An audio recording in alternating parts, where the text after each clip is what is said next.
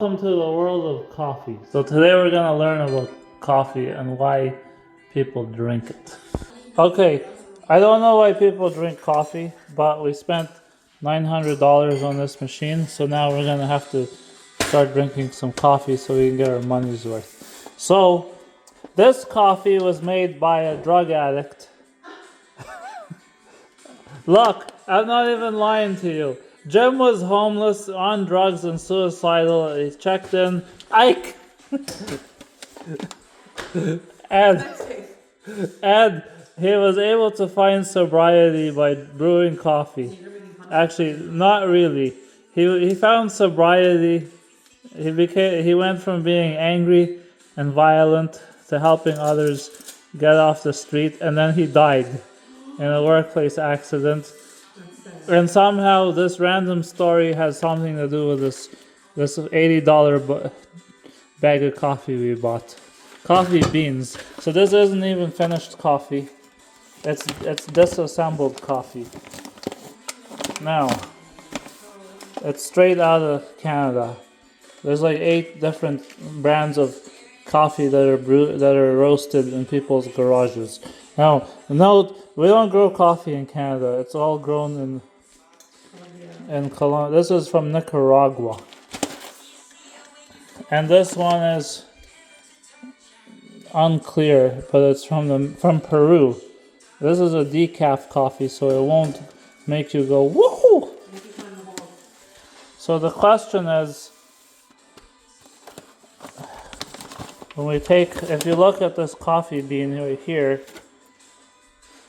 and this coffee bean, you can see they look the same. They are identical except for the color. So one is a darker roast and one is a lighter roast, which is really quite interesting. So you can get a light roast, you can get a medium roast, you can get a dark roast, you can get a medium dark roast, and the only difference is how long the bean has been roasted for. So when the bean first comes out of the tree, it's green. And then when we roast it, it's got a very high acidity level, and it's got a very high caffeine level. And the longer we roast it, the more caffeine that breaks down. And if we roast it enough, it becomes a decaf. And when it's a decaf, there's basically no caffeine in it. And you can also see on the surface of the bean, it's a lot more oily than the decaf. So the decaf has a lot more oil on the surface. It's also much more bitter tasting. It's almost got a smoky flavor, or even some of the beans, they start to burn. So you've got like a burnt coffee taste. Some people like that because they're idiots. But sometimes they could put like apricot or chocolate or other kinds of floral notes.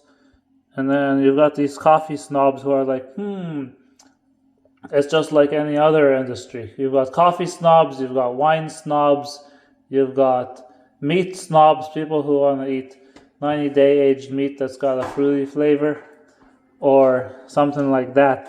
So that covers coffee beans. If you have any questions, please post a comment.